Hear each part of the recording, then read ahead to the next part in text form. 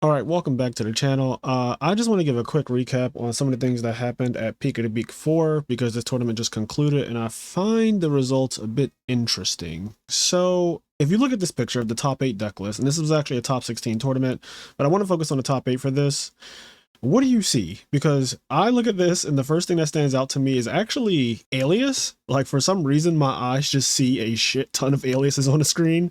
And then I realize that if you see Alias, you also always will see Miracle Fusion. So there are 6 decks playing Miracle Fusion and Alias in the top 8, which is actually insane. I know that I've been talking about Miracle Fusion decks and like Value Sirocco decks and all that stuff. But yeah, it looks like the Miracle Fusion decks dominated this tournament by a large margin. But what's actually interesting is that, and this is on Format Library, by the way, all of this stuff that I'm using for this recap is on formatlibrary.com. They do this statistical analysis, charts and all that stuff at the bottom, which I love. But this is crazy to me. So Deep Prison is the most played card in Edison. It's been like this for a while, by the way, so this is not new. Deep Prison has been the most played card in Edison for a very long time. But what is surprising to me is that Miracle Fusion is not in the top 10 most played cards. And I think it's going by how many copies are actually being played in the main deck. So every time you see Miracle Fusion in a deck, it's going to be at 3, I would think. Like, I don't really know if any decks are teching Miracle Fusion. That's not really the point anyway. I feel like most of the decks that play Miracle Fusion are playing 3 copies of it. And with 6 of the decks in top 8 playing 3 Miracle Fusions, you would think that Miracle Fusion would be one of the most played cards in the tournament, but it's not, which means that the decks that are playing Miracle Fusion are performing better than the decks that aren't in general. And also the fact that the entire top 4 of this tournament is all Miracle Fusion decks. There's 2 frogs and 2 heroes. And because the 2 frogs were actually in a mirror match in the finals, it means that they actually eliminated both of these hero players that also made top 4. So I also am a person that now that I figured out the side deck against Hero Beat, I think that the Frog deck does beat Hero Beat. It's not an easy matchup by any means, and I talked about this in previous videos where I covered my tournament runs with Frogs and how I was actually losing to Hero Beat for a while until I figured out what worked against it and understood how powerful Super Poly was and stuff like that. The matchup is a lot more bearable. But there was a period where I was being eliminated by specifically Hero Beat every tournament. And I kept saying to myself, like, Frogs should beat this deck. And now I got it. I figured it out. And I think that everyone else has followed suit and they realized the same thing. Also, the Hero Frog decks that are topping are just literally my list with like 2 changes, including the side deck. Like, it's all basically the same stuff. So I think it's pretty definitive that Frogs do beat Hero Beat, but that doesn't mean that Hero Beat didn't take up even more spots than the Frog deck. Because if you look, there's 1, 2, 3, 4 Diva Hero Beat decks, or just Hero Beat, because this Jeppe didn't actually play Diva in his build, but all of the other ones did. And I do personally believe that the best version of Hero Beat is the one with Diva, just because of the OTK potential in the early game, the pressure. Even summoning Android turn 1 is really, really strong.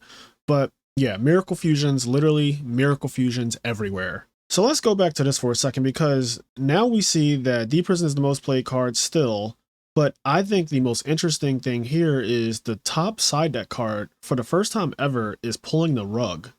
So this tells me that the community is aware that frogs are a big problem in the format now, and probably one of the most powerful decks. It could even be the most powerful deck right now, to be honest. But pulling the rug is the most sided card. So everyone is on pulling the rug, and I actually looked up some stats. So this is actually from Peak of the Beak 3, which was several months ago, and Pulling the Rug was the 4th most sided card. DD Crow used to be the number 1, and you have like Cyber Dragon, Dust Tornado in the top 3. But if you look at from the most recent tournament, now Cyber Dragon's not in the top 3 anymore. DD Crow's still up there, but Pulling the Rug is number 1. I think that's very, very telling that Pulling the Rug would be the most sided card in the format right now. That's actually insane. And I do think that it is the most effective card against frogs, because it actually cuts off a lot of things, like a normal summon Stratos, swap frog, all the monarchs, junk synchron. Like, it does a lot. And a lot of times when you do that, you'll skip your opponent's turn unless they have Miracle Fusion. But that's also why the Hero Frog deck is so powerful, is because of Miracle Fusion, that when you do use a card like Pulling the Rug or something, they can follow it up with that extender.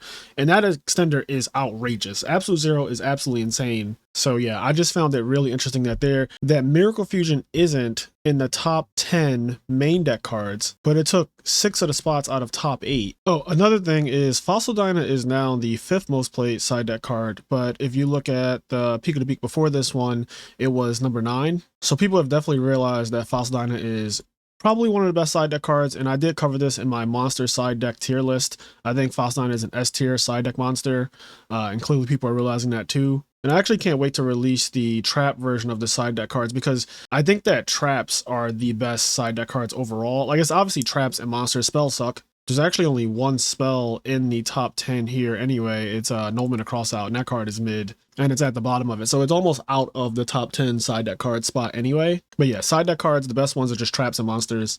So look out for my trap side deck tier list soon. In the meantime, though, I will be going to RBET in Moreno Valley this weekend, and that should be a lot of fun. I'm pretty sure the event will be streamed, so I hope that you guys will cheer for me on there. Wish me luck. But yeah, that's pretty much what I wanted to cover. I'm not really going to go over like the top deck list from this event or anything, because they're all just the same as stuff that you've seen before or things that I've covered before. A lot of the builds are standard. Like, again, they're just one or two cards different from previous builds. So yeah, let me know what you think about the result of Peak of the Week 4. Of course, no one tournament is indicative of the entire format, but I do think that it is going in a direction very clearly that Miracle Fusion is a huge problem, and I don't think that there's any way to really correct that. But I could be wrong, so we'll see what the future holds. Anyways, guys, I will catch you in the next one. Peace.